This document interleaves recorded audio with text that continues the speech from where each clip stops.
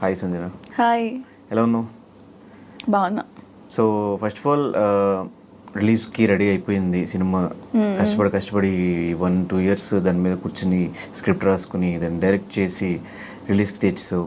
చాలా ఉంది direction experience. చాలా బాగుంది, కానీ చాలా కష్టంగా ఉంది. అంటే ఇంత హార్డ్ వర్క్ ఎక్స్పెక్ట్ చేయలేదు, బట్ ఇది కొత్త ఎక్స్పీరియన్స్. తర్వాత దీంట్లో నేర్చుకోవడానికి చాలా ఉంది. సో బాగుంది, ఓవరాల్గా అయితే చాలా బాగుంది. అంటే మోడలింగ్ టు అందరూ యాక్టింగ్ ఎక్స్పెక్ట్ చేస్తారు, ఎందుకు డైరెక్షన్? అంటే నాకు ఫస్ట్ నుంచి రైటింగ్ చాలా ఇంట్రెస్ట్, ఇష్టం అది. సో అలాగా ఆ రైటింగ్ నుంచి నేను గోస్ట్ రైటర్ కింద చాలా మూవీస్ రాశాను. తర్వాత నీకు నాకు పెళ్ళంట హీరోయిన్ కింద నేనే చేశాను, దానికి నేనే రైటర్ని. తర్వాత వేరే సినిమా ఒకటి చేశాను, దానికి నేను రైటర్ని. సో ఆ రైటింగ్ నుంచి నాకు డైరెక్షన్ చేయాలని ఇంట్రెస్ట్ వచ్చి డైరెక్షన్ చేయడం స్టార్ట్ చేశాను. క్రైమ్ థ్రిల్లర్ ఫస్ట్ సినిమానే, టైటిల్ కూడా క్రైమ్ రీల్. ఈ గ్యాప్ ఎందుకు వచ్చేసింది? అంటే అప్పుడే బిగ్ బాస్ తర్వాతే ఆ ఇంట్రెస్ట్ ఉన్నప్పుడు అప్పుడే స్టార్ట్ చేసి ఉంటే అయిపోయేది కదా ఈ పాటికి అని. అప్పుడు కూడా చేయొచ్చు, బట్ నాకు అంత ఎక్స్పీరియన్స్ రాలేదు అప్పటికి. సో ఎక్స్పీరియన్స్ వచ్చాక మొత్తం 24 క్రాఫ్ట్స్ గురించి తెలుసుకున్నాక అప్పుడు స్టార్ట్ చేద్దామని. సో మొత్తం ఓవరాల్గా తెలుసుకున్నాక అప్పుడు స్టార్ట్ చేశాను. అంటే ఆఫ్టర్ బిగ్ బాస్ తర్వాత ఎక్కడ కనిపించలేదు, ఎందుకు? రీజన్ ఎందుకు కనిపించలేదు? నువ్వు చూడలేదు? నేను చూస్తూనే ఉన్నా, కనిపించలేదు ఎక్కడ. లేదు అంటే మేబీ కనిపిస్తూనే ఉన్నాను, బట్ జనాలు ఎక్కువగా పట్టించుకోలేదేమో మేబీ, అంతే. ఎక్కడ కనిపించిన? నీకు నాకు పెళ్ళంట టామ్ అని సినిమా చేశాను హీరోయిన్ కింద. 2 సినిమాలు అది సినిమా చేశాను, తర్వాత వేరే సినిమా కూడా చేశాను నేను. అది రిలీజ్ అవ్వలేదు, ఇంకా ల్యాబ్లోనే ఆగిపోయింది. ఎక్కడొక్కడ కనిపిస్తున్నాను కానీ ఫుల్ ఫెస్డ్గా రైటింగ్ మీద ఎక్కువ ఫోకస్ చేస్తున్నాను. సో దానివల్ల సోషల్ మీడియాలో నేను ఎక్కువగా యాక్టివ్గా ఉన్నాను. So that is the main reason. నాకేంటంటే రోజు ఏదో ఒక పోస్ట్ పెట్టాలి, గంటకు ఒక స్టోరీ పోస్ట్ చేయాలి, ఇలాంటి థింకింగ్ ఉండదు నాకు.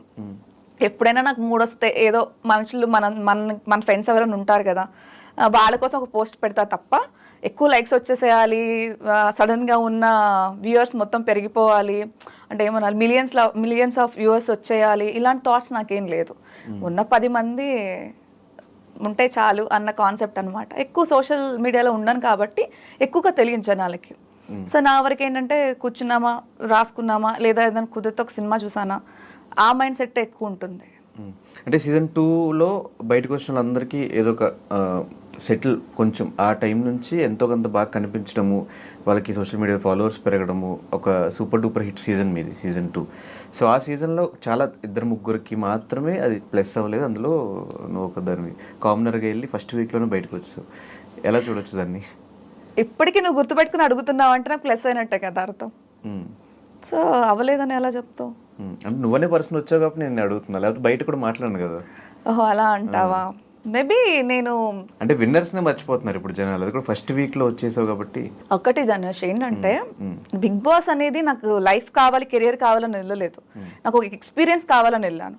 ఎక్స్పీరియన్స్ వచ్చింది, దెన్ ఫైన్, చాలు. ఇంకొకటి తెలిస్తే తెలియకపోతాయి. ఎక్స్పీరియన్స్ బిగ్ బాస్ నుంచి అంటే అసలు ఇది ఫోన్ లేకోకుండా, మనుషులు వేరే వాళ్ళ సంబంధం లేకోకుండా వేరే వాళ్ళతో, అంటే తెలియని పర్సన్స్తో ఒక హౌస్లో ట్రావెల్ చేస్తే ఎలా ఉంటుందో ఎక్స్పీరియన్స్ అనుకున్నాను, ఎక్స్పీరియన్స్ చేశాను. అంటే నా లైఫ్లో ఎప్పుడు, టు బి ఫ్రాంక్, నేను ఎప్పుడు మొహం మీద మాట్లాడేస్తాను. నా ఫ్రెండ్స్ కూడా అలాగే తీసుకుంటారు, అలాగే మాట్లాడతారు. నా వెనక మాట్లాడే వాళ్ళని ఇన్ని కుట్రలు చేయడానికి, అంటే బిగ్ బాస్ అనేది ఒక 3 months ప్రాసెస్ అంతే. 3 months తర్వాత మనందరం మనుషులమే, కానీ అక్కడ రియాలిటీస్ బయటకు వచ్చేసి మనుషులు అంటే ఒక గేమ్ కోసం రకరకాలుగా బిహేవ్ చేస్తారు కదా. సో ఆ ఎక్స్పీరియన్స్ ఫస్ట్ టైం చూసాను నేను అక్కడ. తర్వాత నేను చాలా మారాను, నేను నిజంగా మారాను. నేను అంతకుముందు ఒక రకంగా ఉండేదాన్ని, నేను నువ్వేంటని. తర్వాత నేను తెలుసుకున్నాను, అమ్మ మనుషులు చెల్లెమ్మ అని పిలిచి ఒకలాగా ఇలాగ ఉంటాడు, నా కూతుర్లా ఉంటా అన్నప్పుడు ఇంకొకలా ఉంటారు. సో మనుషులు ఒక గేమ్ కోసం కూడా క్యారెక్టర్ చంపేసుకుని బతికేస్తారు అన్నది కూడా బిగ్ బాస్లోనే చూసాను. దానివల్ల నేను చాలా తెలుసుకున్నాను. సో నాకు ఎక్స్పీరియన్సే, ఆ ఎక్స్పీరియన్స్ కోసం వెళ్ళాను నేను. ఇలా ఉంటారు మనుషులు అని అర్థమైంది. తర్వాత కొన్ని నా లైఫ్లో నేను చేంజెస్ చేసుకున్నాను, అంతే. అండ్ బయటకు వచ్చాక బిగ్ బాస్ నన్ను ఒక టిష్యూ పేపర్లో వాడుకుని పడేశారు, ఇలాంటి స్టేట్మెంట్స్ అంతా పాస్ చేయాల్సి వచ్చింది. అప్పుడు నాకు ఆ పెయిన్ అనిపించింది. ఇప్పుడు ఏం చెప్పాలి, ఏదైనా కంపెనీలో నువ్వు జాయిన్ అయ్యావు అనుకో, ఒకటి ఎక్స్పెక్ట్ చేస్తాం, వాట్ ఎవర్ ఏదైనా నేను ఇక్కడ నా హార్డ్ వర్క్ ఇవ్వాలి, హార్డ్ వర్క్ చూసాక నీకు ఏదైనా ప్రమోషన్ అది ఎక్స్పెక్ట్ చేస్తాం, దట్స్ ట్రూ కదా. అసలు నువ్వు కంపెనీలో జాయిన్ అవ్వగానే 2 daysకి నీకు అసలు పని ఏదో నీకు తెలియకోకుండా, నీ టాలెంట్ ఏంటో తెలియకోకుండా నేను తీసేసారు అనుకో, నీకు బాధ అనిపిస్తుంది కదా. సో బిగ్ బాస్ అంతే, ఇప్పుడు నాకు 1 week ఇప్పుడు కామన్ అంటే నేను అప్పటికీ చెప్పేది ఇప్పటికీ చెప్పేది ఒకటే. ఇప్పుడు నువ్వు చెప్పేది ఏంటంటే కామనర్ కింద వెళ్ళాను నేను ఎవరు అనేది ఎవరికి తెలియదు, నేను ఏంటి అనేది తెలియదు. ఇప్పుడు పెద్ద పెద్ద సెలబ్రిటీస్ ఉన్నారు, వాళ్ళందరూ 10 years ఎక్స్పీరియన్స్, వాళ్ళు అంటే టీవీలో చూస్తూనే ఉన్నారు వాళ్ళని. సో వాళ్ళకి ఫ్యాన్స్ ఉంటారు, నాకు ఉండరు కదా. అప్పుడు ఓటింగ్ ఎలా పడుతుంది? జెన్యున్గా అడుగుతున్నా, ఎలా పడుతుంది? ఇప్పుడు కామనర్ అంటే నాకు ఒక 2-3 weeks ఇచ్చి ఈ అమ్మాయి పర్ఫార్మెన్స్ బాగోకపోతే అప్పుడు మీరు అడగాలి. ఇచ్చిన 1 weekలో 3 days జైల్లో ఉన్నా, 3 days బయట ఉన్నా, నెక్స్ట్ డే ఇంట్లో ఉన్నా. సో ఎలా తెలుస్తుంది నా టాలెంట్ ఏంటి అనేది? అప్పుడు నాకు ఫ్యాన్స్ ఎలా వస్తారు? మేబీ ఇంకొక వీక్ ఇచ్చుంటే నా టాలెంట్ ప్రూవ్ చేసుకుని అప్పటికి బాగోపోతే చేయాల్సింది. సో సీజన్ లో ఇంకో 2 కామనర్స్ కూడా ఉన్నారు కదా ఫస్ట్ వీక్, మొత్తాన్ని పీకేస్తే ఇలాగే అవుతుంది అని చెప్పేసి ఉంచారేమో, మేబీ అయి ఉండొచ్చేమో అంతే. సో తర్వాత కూడా వాళ్ళు ఎవరితో టచ్ లో లేవు, తర్వాత ఎక్కడ షోస్ లో కానీ ఈవెంట్స్ లో కానీ ఎక్కడ కనిపించలేదు. రీజన్ బిగ్ బాస్ ఇలా వాడుకుని వదిలేశారు, వాళ్ళ మీద ఇట్లా నెగిటివ్ కమెంట్స్ ఆ టైంలో చేయడమేనా? ఇది బిగ్ బాస్ వాళ్ళు నాకు వెళ్ళేటప్పుడే చెప్పారు, బిగ్ బాస్ గురించి మీరు నెగిటివ్ గా మాట్లాడకూడదు, బిగ్ బాస్ వాళ్ళు చాలా బెనిఫిట్స్ ఉంటాయి ఫ్యూచర్ లో మీకు అని చెప్పారు. నేను మాట్లాడేసా, అంటే ఉన్నది చెప్పేసా, వాళ్ళకి నచ్చలేదు. తర్వాత నన్ను ఏ షోస్కి, బిగ్ బాస్ వాళ్ళు చేసిన షోస్కి దేనికి నన్ను పిలవలేదు. నిజంగా గ్రూప్లో నుంచి కూడా నన్ను తీసేశారు. సో అనుకున్నాను నేను ఓకే అని లైట్ తీసుకున్నాను అంతే.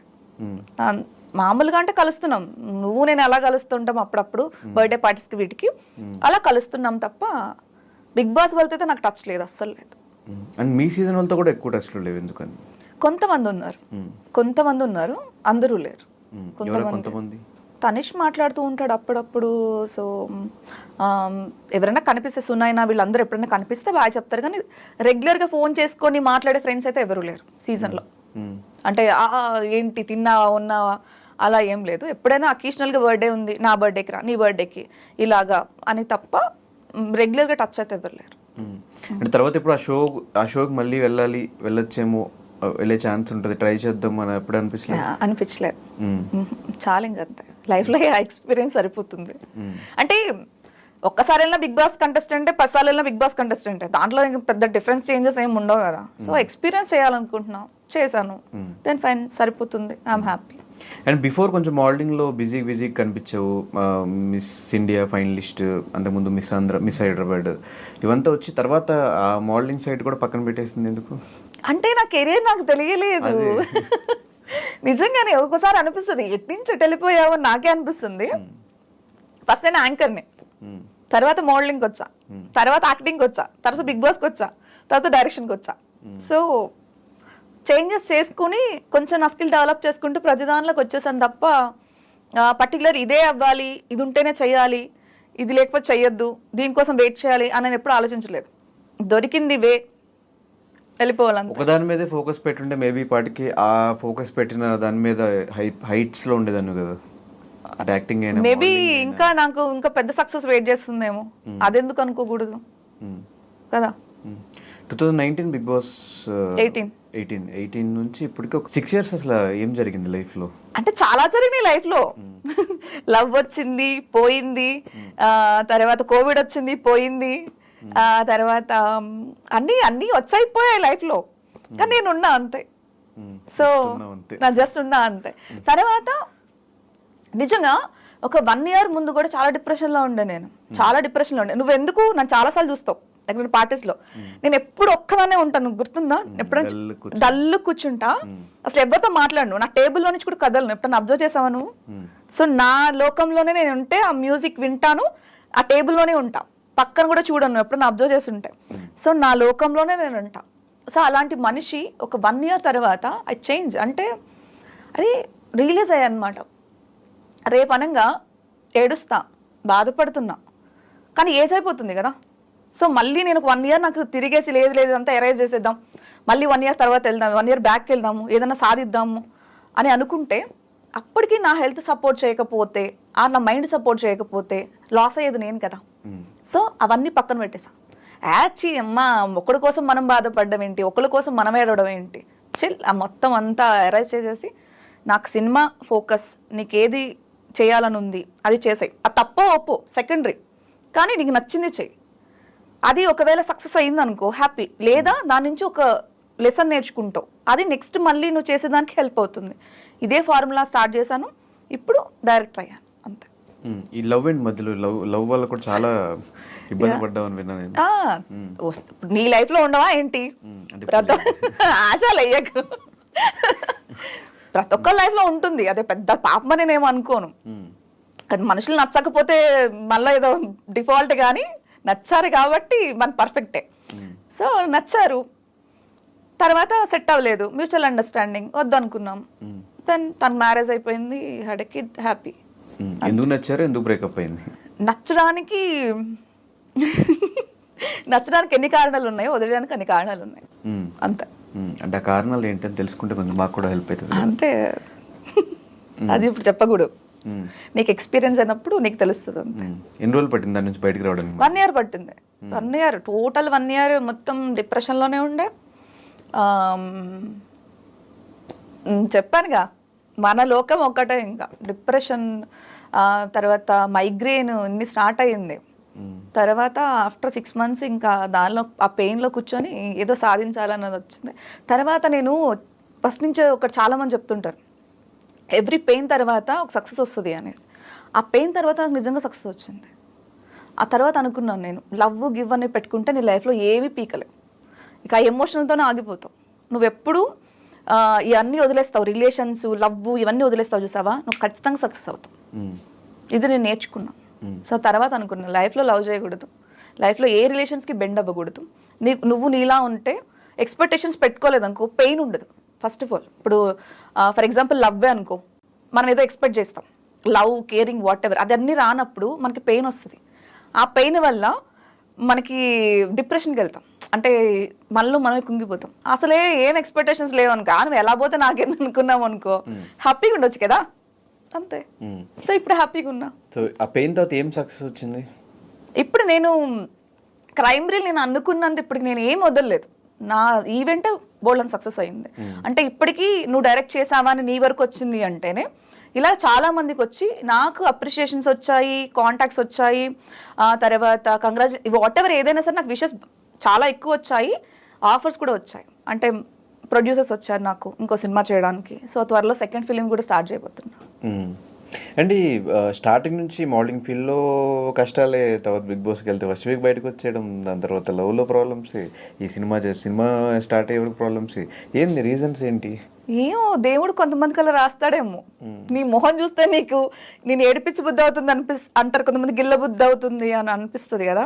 సో దేవుడికి అలా అనిపించింది, గిల్లి నేను జోలపడాలి, నేను గిల్లి ఎప్పుడైనా చాక్లెట్ పెట్టాలి నోట్లో అనిపిస్తుందేమో. జోలపడే టైం రావట్లేదు కదా. అంటే ఇస్తున్నారు కదా, ఇప్పుడు వాట్ ఎవర్ ఇన్ని కోట్ల మందిలో సంజన ఒకటే బిగ్ బాస్కి వెళ్ళిందంటే అది మంచి ఆపర్చునిటీ కదా. అది నేను యూజ్ చేసుకోకపోయినా సెకండరీ, బట్ ఇచ్చారు అంటే దేవుడు ఇచ్చిందే కదా.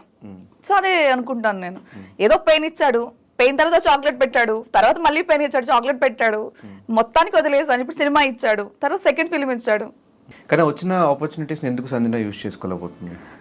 యాటిట్యూడ్, పొంగరు, ఈగో అన్నీ అయి ఉండొచ్చు. ఏదో ఒప్పేసుకుంటున్నావు ఉన్నాయని అవన్నీ జనాలు అనుకుంటున్నారేమో. నేను నాలా ఉన్నా, యాక్చువల్లీ నేను మారలేదు. నేనేంటంటే ఫస్ట్ వీక్లో అన్నారు బిగ్ బాస్ హౌస్లో ఉన్నప్పుడు యాటిట్యూడ్, పొగరు ఇవంతా వచ్చినాయి. అదంతా వదిలేస్తే నేను నాలా ఉన్నా, పక్కనోడికి ఎలా అనిపిస్తుంది నేను అంటే దాని కోసం నేను ఫీల్ అవ్వలేను. నువ్వు నా గురించి ఇలా అనుకుంటున్నావా, ఎందుకు నా గురించి ఇలా అనుకున్నావు, నా గురించి నువ్వు ఎందుకు అనుకోవాల్సి వచ్చింది, ఇవన్నీ నాకు వద్దు. అనుకున్నావు కదా ఫైన్, బట్ నేను ఇదే ఇంతే, ఇప్పటికీ అంతే, ఎప్పటికీ అంతే.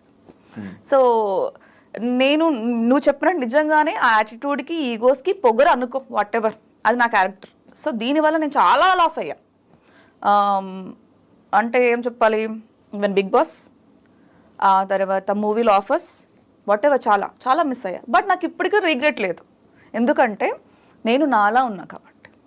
ఇప్పుడు వాళ్ళ కోసం నేను చేంజ్ అయిపోయి అవన్నీ నెరవేరలేదు అనుకో, అప్పుడు నేను బాధపడేదాన్ని. వీళ్ళ కోసం అనవసరంగా ఒక మెట్టు దిగజారి నేను ఏమీ సాధించలేదు అంటే ఆ లైఫ్ మొత్తం ఆ రిగ్రెషన్ ఉండేది నాకు. బట్ ఇప్పుడు నాకు లేదు, వెళ్ళాం వచ్చాం ఫైన్, సక్సెస్ అవ్వలేదు, దానికేం చేస్తాం. అసలు ఎల్లనోడు చాలా మంది ఉన్నారు, దానికేం చేస్తాం, అవునా కదా. సో అలా ఫీల్ అవుతాను. సో ఈ ఆపర్చునిటీస్ రాకపోవడానికి కూడా రీజన్స్ ఏంటి? అంటే వచ్చిన ఆపర్చునిటీస్ అంతా వెనక్కి వెళ్ళిపోవడానికి అండ్ లైక్ నేను ఫస్ట్ మెల్ట్ అవ్వను, బెండ్ అవ్వను. సో వాళ్ళు అడిగింది నువ్వు ఇవ్వట్లేదు అంతే. ఇవ్వను, అది ఆడికి తెలుసు. ఫస్ట్ నన్ను ఆడిషన్ పిలిచారు అనుకో, పిలిచి చూస్తారు, స్క్రీన్ టెస్ట్ చేస్తారు, బాగున్నారండి, ఈ కేటగిరీ సూట్ అవుతారన్నారు అనుకో, పేమెంట్ అడుగుతారు. నేను ఎప్పుడు పేమెంట్ గురించి ఎక్స్పెక్ట్ చేయను, అది నా సబ్జెక్ట్ ఈజ్ ఇంపార్టెంట్ అంతే, అది చూసుకుంటాను నేను. ఓకే అండి ఇదండి అంటారు. తర్వాత మీకు ఒక 2 daysలో కాల్ వస్తుంది అంటారు.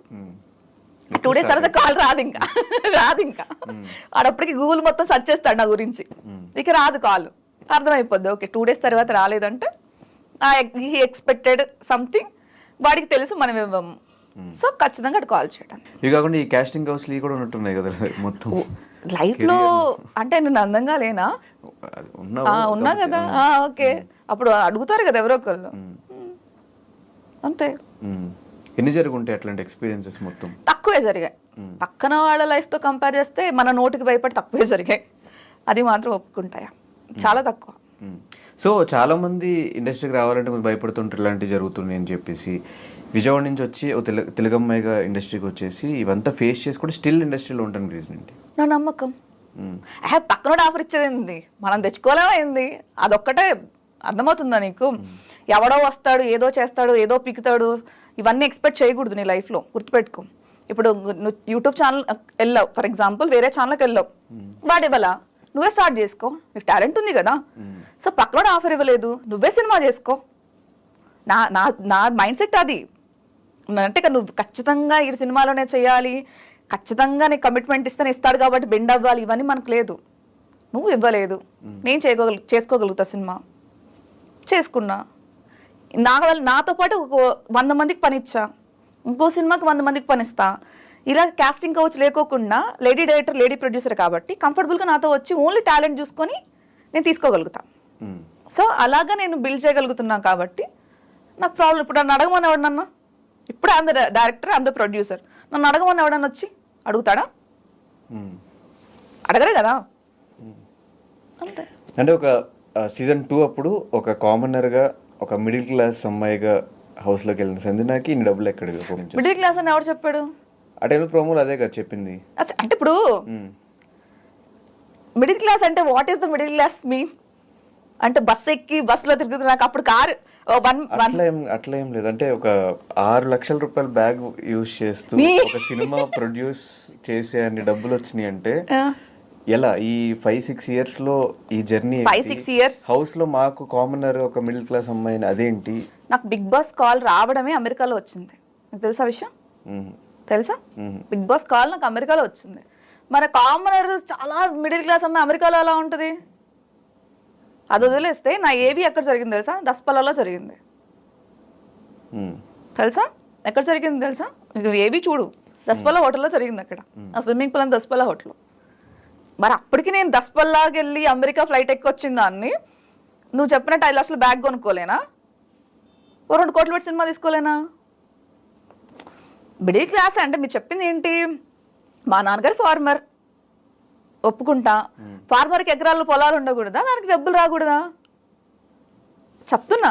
అంటే ఒక సినిమా తీసేంత డబ్బులు వస్తాయి. ఇప్పుడు 2వ సినిమా చేస్తున్నప్పుడు కూడా డబ్బులు నాకు మా నాన్న ఇస్తున్నారు. ఓకే, సెకండ్ సినిమా కూడా ప్రొడ్యూసర్ నువ్వే? సెకండ్ ఫిల్మ్కి చేస్తున్నారు, నాకు ఇంకో ప్రొడ్యూసర్ కూడా వచ్చారు. సెకండ్ ఫిల్మ్ కూడా ఉంది. ఇప్పుడు నేను అదే అంటున్నా, బిగ్ బాస్కి వెళ్ళక ముందు నేను కారు కొన్నా.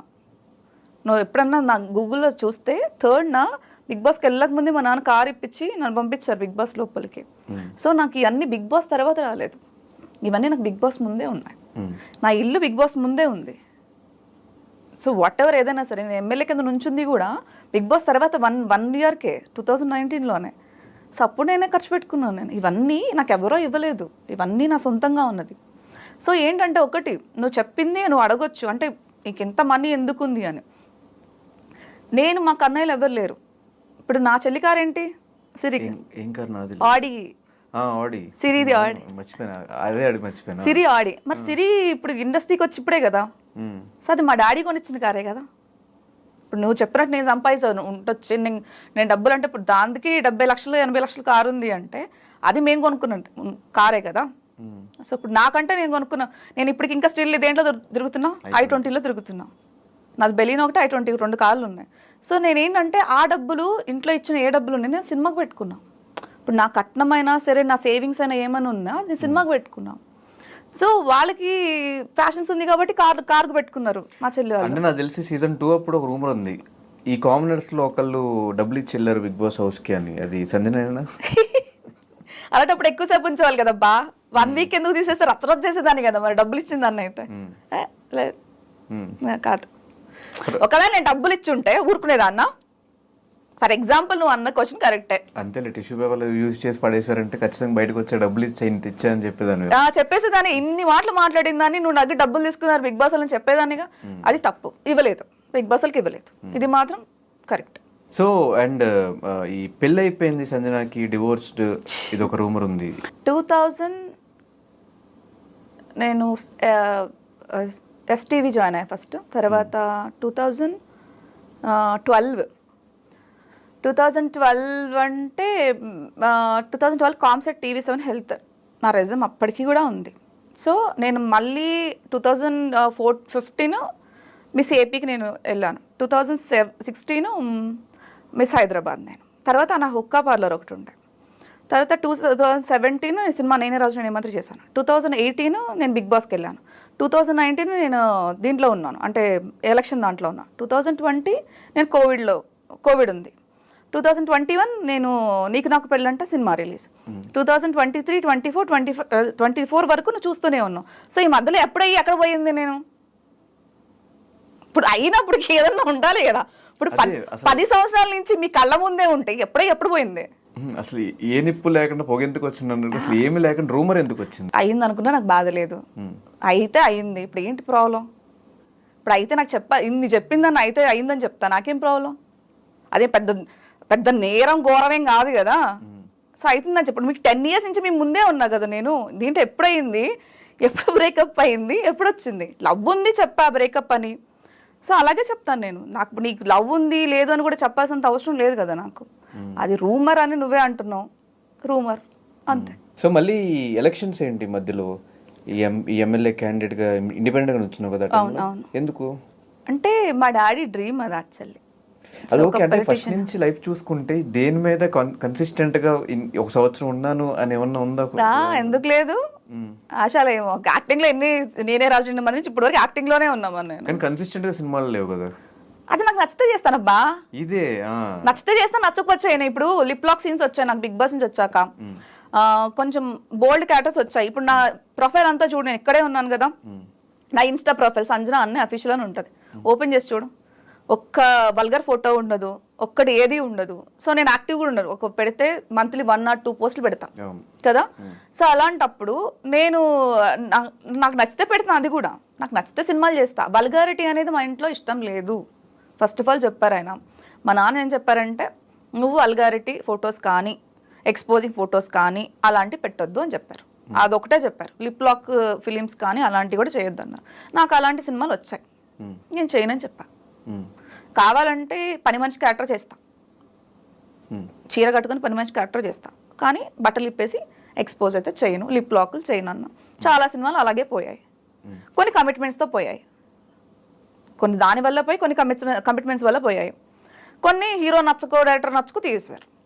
సో దానికి మనం ఏం చేస్తాం, నచ్చిన సినిమా, నాకు నచ్చిన సినిమా కొన్ని సినిమాలు నేను చేశాను. ఫర్ ఎగ్జాంపుల్ దీనికి ప్రియదర్శి పేరు కింద చేశాను నేను. ఏంటి, ఫస్ట్ ర్యాంక్ రాజు ప్రియదర్శి పేరు కింద చేశాను నేను, సెకండ్ హీరోయిన్ కింద చేశాను నేను. సో అలా చేస్తూనే ఉన్నాను. బట్ కాకపోతే అంత చెప్పాను, సోషల్ మీడియాలో యాక్టివ్గా లేకపోవడం వల్ల అంత బ్రేక్ రాలేదు. That is true. కానీ మోడలింగ్ ఇండస్ట్రీకి వచ్చినప్పుడు అన్నిటికీ యాక్సెప్ట్ చేసే వస్తారు కదా. మోడలింగ్ ఇండస్ట్రీ వచ్చి అమ్మాయిలు కానీ అబ్బాయిలు కానీ ఎలాంటి ఫోటోషూట్ అయినా ఎలాంటి ఫొటోస్కైనా రెడీ అయ్యి వస్తారు కదా. ఎందుకు ఈ సినిమా అనగానే వల్గర్ సీన్స్ కానీ లిప్ లాక్ సీన్స్ కానీ వద్దనుకుంటున్నావు? నాకు ఇష్టం లేదు అంతే, మా డాడీకి ఇష్టం లేదు, నాకు ఇష్టం లేదు అంతే. సో దానికి పెద్ద రీజన్ ఏం లేదు. ఇప్పుడు నాకు కంఫర్టబుల్ డ్రెస్ వేసుకుంటే నాకు కంఫర్ట్గా ఉంటుంది, లేకపోతే లేదు.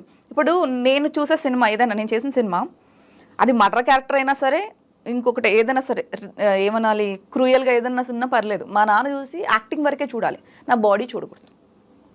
అది నా రూల్. ఇప్పుడు నేను మోడలింగ్ అంటే మా నాన్నగారు రారు కదా. ఇప్పుడు నేను ర్యాప్ నడుస్తాను, నేను మా నాన్న రారు కదా, సో నేను అది చెప్తున్నా. ఇప్పుడు నేను సినిమా మా ఇంట్లో పెట్టుకొని చూసుకో, అది లైఫ్ మొత్తం ఉంటుంది నాకు. మా ఇద్దరం కలిసి ఒక ప్రాజెక్టర్లో సినిమా వేసుకొని చూస్తున్నాం. మా నాన్న నా యాక్టింగ్ వరకు నా మొహం చూడాలి కానీ నా కింద అంటే అది చూస్తారని తప్పు అనట్లేదు. ఏది కూడా నీ కూతురు వల్గారిటీగా అలా ఉంది అని కనిపించకూడదు అనేది నా కోరిక అంతే. దానికి పెద్ద రీజన్స్ అయితే ఏం లేదు. సో ఈ ఎమ్మెల్యే క్యాండిడేట్గా ఇండిపెండెంట్గా నుంచోవడం ఏంటి, ఆ ఇంట్రెస్ట్ ఎప్పటి నుంచి పొలిటికల్గా? డాడీకి ఇష్టం అంటే చిన్నప్పటి నుంచి పొలిటికల్ ఫ్యామిలీసే అంటే చుట్టాలు చాలా మంది ఉన్నారు కానీ మనం చెప్పలేం. ఇప్పుడు గెలవలేదు కొంతమంది ఓడిపోయారు. గట్టిగా డబ్బులు, పొలిటికల్ బ్యాక్గ్రౌండ్ అలా నేనేం చెప్పను కానీ ఎస్ ఉంది, కాస్త కుస్తా ఉంది. సో తాతగారు కూడా ఇలాగ పాలిటిక్స్లో ఉండడం, పెదనాన్నగారు వీళ్ళందరూ పాలిటిక్స్లో ఉండడం. సో ఆ తర్వాత కొంచెం నాన్నగారికి ఉండాలని ఉంది కానీ భయం ఆయనకి. ఏంటంటే 3 ఆడపిల్లలు ఉన్నాం మేము. సో కొంచెం బ్యాక్ స్టెప్ ఒక్క స్టెప్ వెనక్కేసినా కూడా వీళ్ళ కెరియర్ స్పాయిల్ అయిపోతుంది. పెద్ద అయ్యే వరకు ఏ స్టెప్ తీసుకోలేదు ఆయన. చాలా బాధ్యతగా ఆయన వరకు వీళ్ళ 3 సెటిల్ చేయాలన్న రెస్పాన్సిబిలిటీలోనే ఉన్నారు. తర్వాత మేము పెద్ద అయిపోయిన తర్వాత మా కెరియర్స్ మేము చూసుకున్నాక ఆయనకి అనిపించింది నేను ఇలా అనుకున్నానరా, బట్ నాకన్నా నువ్వైతే బాగుండు అనుకున్నారు. నేనేమనుకున్నానంటే ఫర్ ఎగ్జాంపుల్ వెళ్ళి పార్టీ టికెట్ అడుగుతా. ఇప్పుడు పెద్ద పార్టీస్ ఏదో ఉన్నా ఒక టికెట్ కావాలని అడుగుతాం, డబ్బులు పక్కన పెట్టేసి. వాళ్ళు ఏమంటారు, నీకు ఎక్స్పీరియన్స్ ఉందమ్మా అంటారు. అసలు ఎప్పుడన్నా నువ్వు వెళ్ళి జనాల్లో తిరిగావా అంటారు. అసలు నీకు ఎలక్షన్ ఏంటో తెలుసా అంటారు. అవన్నీ వాళ్ళు అడక్కోకుండా ఉండడం కోసం వెళ్ళి జాయిన్ అయ్యా. సో మాట పట్టు ఇష్టం లేదు అదే ఇప్పుడు నీకు ఎలక్షన్ ఏంటో తెలుసా అన్నారు అనుకో, తెలుసు, నేను ఆల్రెడీ నుంచున్నా.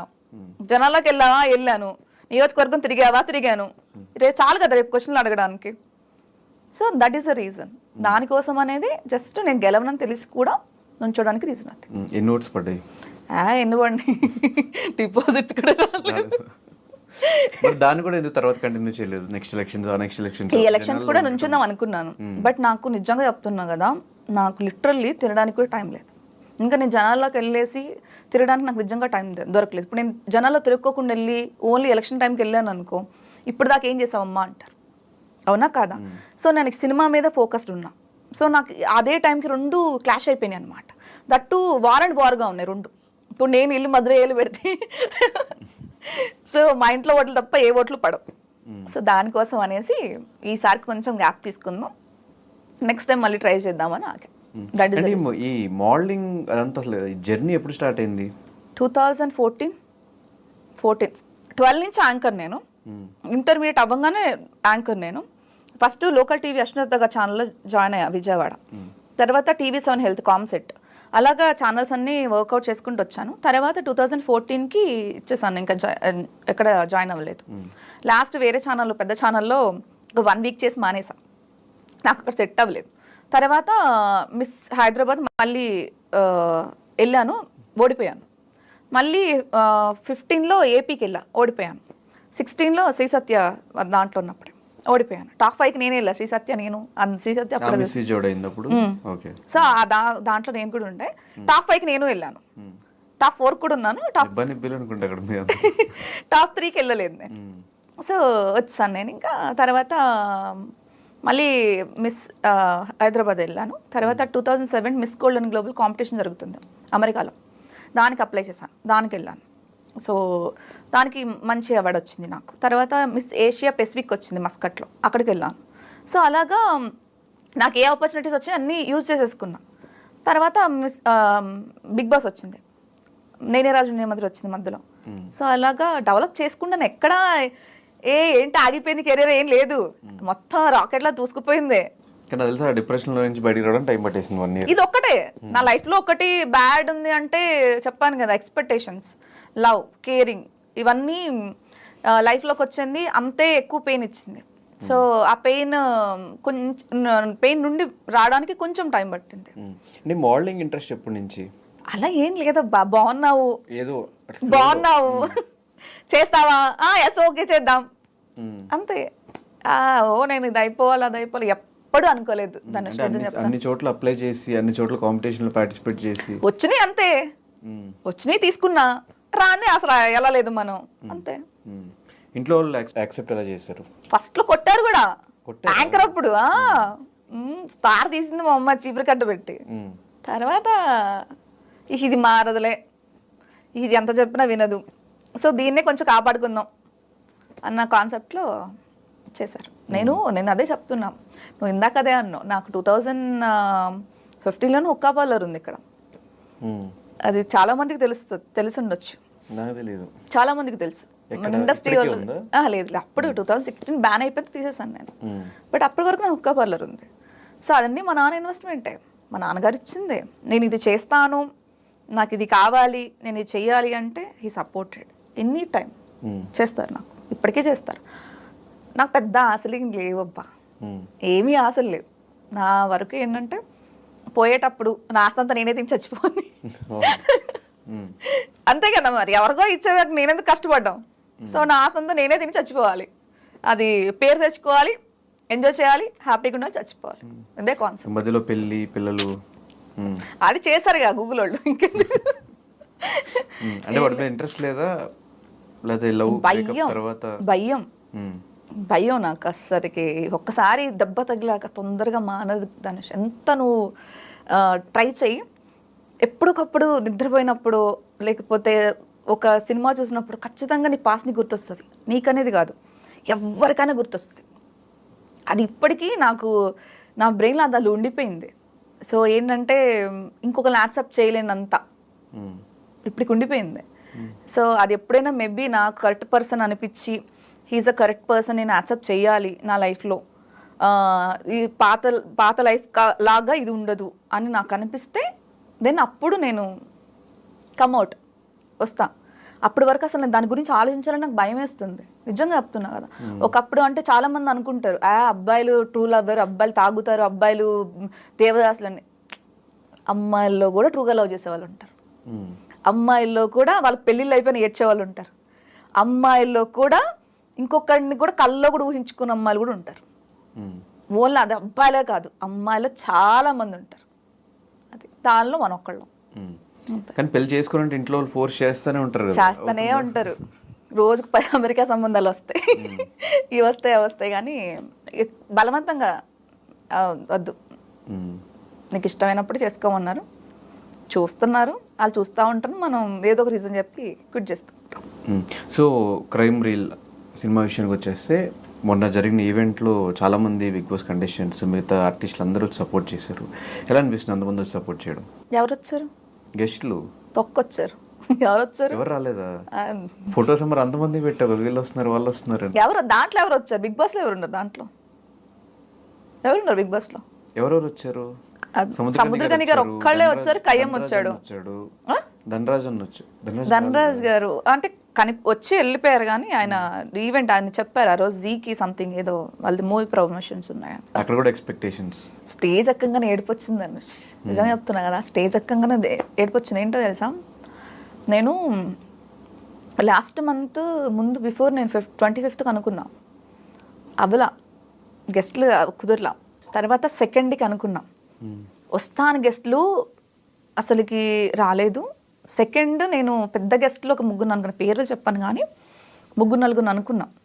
ఆఫీసులు చుట్టూ తిరిగా ధనుష్, ఆఫీసులు చుట్టూ తిరిగా. తెలియని వాళ్ళు కానీ తెలిసిన వాళ్ళు మన పద్దాక పార్టీలో కనపడేవాళ్ళు, అర్థమవుతుంది. తెలియని వాళ్ళు అమ్మాయిలు అని కాదు, మనం ఎప్పుడు పార్టీలో కనపడేవాళ్ళే. తిరిగి నేను ఇలా రావాలి, ఫస్ట్ ఫిలిం చేసుకున్నాను, ఇలాగా ప్రొడ్యూస్ చేసుకున్నాను, డైరెక్ట్ చేసుకున్నాను, చాలా కష్టపడ్డాను, చూద్దాం సంజన, రేపు ఆఫీస్కి వచ్చి కనపడు. ఇలాగ చాలా వచ్చాయి. తిరిగాను, మాట్లాడాను, మెసేజ్లు చేశాను, రికమెండేషన్లు చేయించాను. ఏమో చిన్న సినిమా కదా, వెళ్తే ఏమొస్తుంది, పెద్దగా హడావిడి ఉండదేమో అన్నారు. చాలా ఏడిపొచ్చింది ధనుష్ నిజంగా. నేను పెద్దగా నీకు తెలుసు నేను ఏడవను. ఫస్ట్ టైము ఇట్లా వెనక్కి తిరిగి చూస్తే ఏమి కనిపించలేదు, మొత్తం మబ్బుగా ఉంది. ఏంట్రా అమ్మ, ఆడవాళ్ళు అంటే చులకనా లేకపోతే చిన్న సినిమాలు అంటే చులకనా అని అనిపించింది. తర్వాత టు బి ఫ్రాంక్ ధనరాజ్కి ఫోన్ చేస్తున్నాను నేను, ధనరాజే ఫోన్ చేశాను. ఇది ఎప్పుడు చెప్పలేను ధనరాజ్కి, ఇప్పుడు నేను థ్యాంక్స్ టు ధనరాజ్ నిజంగా చెప్పాలంట. చేసి ధనరాజ్ ఇలాగా రావాలి అని, ఎందుకంటే ల్యాబ్ పక్కన ల్యాబ్ ప్రసాద్లో జరుగుతుంది, నాది తంది మిక్సింగ్. అయితే ఇలా ధనరాజ్ అంటే సముద్ర గారి గారిని ఒకసారి అడుగు సంజన అన్నారు. నేను వెళ్ళి ఆయన ఆఫీస్కి వెళ్ళి అడిగా, సార్ నాకు ఇదొక్కటే సార్, మీరు ఒక్కటే లాస్ట్ ఆప్షన్, నాకు వస్తానన్న వాళ్ళు ఎవ్వరు రాలేదు సార్, వస్తానని కూడా హోప్ లేదు, మీరు వస్తే నా సినిమా హెల్ప్ అవుతుంది అని ఎవరు డైరెక్టర్, ఎవరు ప్రొడ్యూసర్ అంటే ఏంటి నువ్వే నాకు రైటర్ మొత్తం ఎవ్రీథింగ్. అవును సార్, 10 మంది పని నేనే చేసుకున్నాను, 10 రూపాయలు తగ్గించుకుందామని యాజ్ అ ప్రొడ్యూసర్ కింద. సో ఇది అనగానే ఆయన ఒక్కటేం అనలేదు, నేను వస్తాను రేపు వెళ్ళిపోమ్మా అన్నారు. అంతే. అసలు భయం, వస్తారా రారా కరెక్ట్ ఎగ్జాక్ట్లీ 6కి వస్తా అన్నారు. టెన్షన్ వస్తుంది నాకు, అమ్మో రారేమో, ఈవెంట్ ఏంటి అనుకుంటున్నా. ఎగ్జాక్ట్లీ 6కి వచ్చారబ్బా. స్టేజ్ ఎక్కంగానే వచ్చేసే వాటర్ అంతే. అంటే నేను అదే ఒక పెద్ద డైలాగ్ అదే ఏంటంటే, ఇక్కడ ఎవ్వరు సపోర్ట్ చేయలే, మీరు అక్కడి నుంచి వచ్చి నాకు ఒక్కరు సపోర్ట్ చేశారు, థ్యాంక్స్ సార్ అని. అంతే. నిజంగా నేను లైఫ్లో ఒక రుణపడి ఉన్నానంటే మీడియా ముందు చెప్తున్నా, కెమెరా ముందు చెప్తున్నా ఆయన ఒక్కడికే. ఎందుకంటే ఇది నా ఫస్ట్ మెట్ అబ్బా. ఇది నాకు డిసప్పాయింట్గా ఉండుంటే నేను ఇంత కాన్ఫిడెంట్గా నీ దగ్గరకు వచ్చేదాన్ని కాదు, చాలా నలిగిపోయేదాన్ని. సో ఆయన ఒక్కటి రావడం వల్ల నాకు ఎంత బూస్టప్ అనిపించింది అంటే, దేవుడు ఏదో ఒకటి ఇస్తాడు. కొంచెం పెయిన్ ఇచ్చి చెప్పాను కదా, పెయిన్ ఇచ్చినా ఖచ్చితంగా ఏదో ఒకటి ఇస్తాడు, వెయిట్ చేయాలి అనుకున్నా. వీళ్ళందరూ రాకపోయినా ఆయన ఒక్కడు వచ్చాడు. సాలరాబాయ్ వీళ్ళందరూ వస్తే ఏంటి రాకపోతే పిలిచామంటే కొంతమంది వస్తా అన్నారు, నాకు వస్తానని ఇన్విటేషన్ వేసిన వాళ్ళు ఐఎమ్ హ్యాపీ. ఎందుకంటే అట్లీస్ట్ వాళ్ళు వస్తా అన్నారు, వాళ్ళ రీజన్స్ వల్ల రాలేకపోయారు. అది వదిలేస్తే చూద్దాం, నాకు షూటింగ్ ఉంది, నాకు డేట్స్ లేవు, పెద్ద పీకింది ఏం లేదు, ఈవినింగ్ పబ్లో కనపడ కూడా చాలామంది ఉన్నారు నాకు. ఓకే చూద్దాము, నాకు షూటింగ్ ఉంది ఆదివారము, ఆ రోజు షూటింగ్లు ఉన్నాయి కొంతమందికి. ఇది వదిలేస్తే తెలంగాణ డే అది, ఆ రోజు కూడా షూటింగ్స్, పబ్లిక్ హాలిడే అది, ఆ రోజు కూడా షూటింగ్స్ ఉన్నాయి తెలుసా. గ్రేట్ పర్సన్స్, అంత బిజీ ఆర్టిస్టులు. మళ్ళీ ఏ సినిమాలు చేస్తున్నావు అంటే ఏ సినిమాలు లేవు కొంతమందికి. నువ్వు చెప్పిన పేర్లు కూడా చెప్పచ్చు కదా. వద్దులే, అంత ఫేస్ డైరెక్ట్ గా మాట్లాడే పేర్లు ఒకళ్ళు అలా 10-20 మంది ఉన్నారు అలా. సో అంతమంది నేను చెప్తాం. మొత్తం ఎవరు బిగ్ బాస్ కంటెస్టెంట్స్? కొంతమంది వాళ్ళు, కొంతమంది వీళ్ళు. రెగ్యులర్ పబ్బుల్లో చిల్ అయ్యేటోళ్ళు ఫోన్ నీకు నాకు కనపడే వాళ్ళు అబ్బా, అర్థమవుతుందా అన్నారు. తర్వాత అనుకున్నా ఓకే దెన్ ఓకే బ్రో ఇచ్చేద్దాం రిటర్న్ టైం వచ్చినప్పుడు, దెన్ ఓకే అని చెప్పేసి రైట్ తీసుకున్నాం. ఓవరాల్గా దేవుడి దయ వల్ల నాది ఈవెంట్ బాగా జరిగింది, రిలీజ్కి రెడీ ఉంది, ఐఎమ్ హ్యాపీ. చాలు. సో సిరికి ఫస్ట్ ఆపర్చునిటీ ఇచ్చేసావా లీడ్ రోల్? ఎలా వచ్చింది అవుట్పుట్? చాలా బాగా వచ్చింది, చాలా బాగా వచ్చింది. రెస్పాన్స్ చాలా బాగుంది. అంటే అందరూ మిస్టేక్స్ చేస్తారప్ప. నేను ఎవరి దగ్గర అసిస్టెంట్ కింద జాయిన్ అవ్వలేదు, నా ఫస్ట్ ఫిలిం ఇది. నాకు ఎలా అనిపించిందో అలా చేశాను నేను. బట్ ఒక్కళ్ళు కూడా ఒక మైనస్ ఎతికినా కూడా దొరకనట్టుగా చేశాను నేను. ఎవరు కూడా స్క్రీన్ ప్లే బాగాలేదు, సినిమా బాగాలేదు అన్నోళ్ళు ఎవ్వరు లేరు. సినిమా అదిరిపోయింది, 10 సినిమాల ఎక్స్పీరియన్స్ ఉన్న దానిలానే చేసామన్నారు. ఆ ఒక్క మాట చాలు నాకు. సినిమా హిట్ ఫట్ అది సెకండరీ. తీసిన సినిమాలన్నీ హిట్ అవ్వాలంటే అన్ని హిట్లే ఉండాలి. ఇయర్లో 1-2 హిట్లు ఉన్నాయి, ఆల్మోస్ట్ 50 సినిమాలు రిలీజ్ అవుతాయి. అసలు అందరూ పెద్ద డైరెక్టర్స్ ఇవ్వాలి. సినిమా హిట్ అంటే బాగా తీయలేదు అనేది కాదు, మన హార్డ్ వర్క్ ఇచ్చాం, జనాలు డిసైడ్ చేస్తారు అంతే. సో ఏం చూపించబోతున్నావు క్రైమ్ రీల్లో? అంటే జరిగిన రియల్ ఇన్సిడెంట్స్ మీద బేస్ చేసిన స్టోరీ ఎలా వచ్చింది, ఏంటి అసలు స్టోరీ ఏంటి, ఎలా ఉండబోతుంది సినిమా?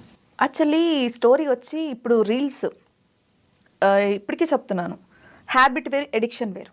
హ్యాబిట్ ఉన్నంత వరకు నీ లైఫ్ బాగుంటుంది, ఎడిక్షన్ తయారైనప్పుడు నీ కెరీర్ స్పాయిల్ అయిపోతుంది. సో హ్యాబిట్కి ఎడిక్షన్కి జరుగుతుంది ఈ సినిమా. రీల్స్ హ్యాబిట్కి ఉన్నంత వరకు పర్లా, ఎడిక్షన్కి వెళ్ళాక అమ్మాయిలు ఏ రేంజ్కి ఇప్పుడు పడిపోతున్నారు నువ్వు చూస్తూనే ఉన్నావు. జబర్దస్తులు ఆఫర్లు ఇప్పించేస్తాం, సినిమాలో హీరోయిన్లు ఇప్పించేస్తాం అంటే ఎంతమంది పాపం వాళ్ళు చేసే పనులు వదిలేసి రీల్స్లో లైకులు కొట్టారు, వ్యూవర్స్ వచ్చారని ఎంతమంది వచ్చి లైఫ్లు స్పాయిల్ చేసుకుంటున్నారు. దాని బేసిక్ సినిమా ఇది. రియల్ ఇన్సిడెంట్ అలా ఏం లేదు, అంటే కొన్ని ఉన్నాయి కదా. మన ఎవరు మహారాష్ట్రలో కూడా రీల్స్ ఆవిడ హస్బెండ్ రీల్స్ చేయలేదని చనిపోయింది, ఇలాంటి కొన్ని ఉన్నాయి కదా. సో అలాగా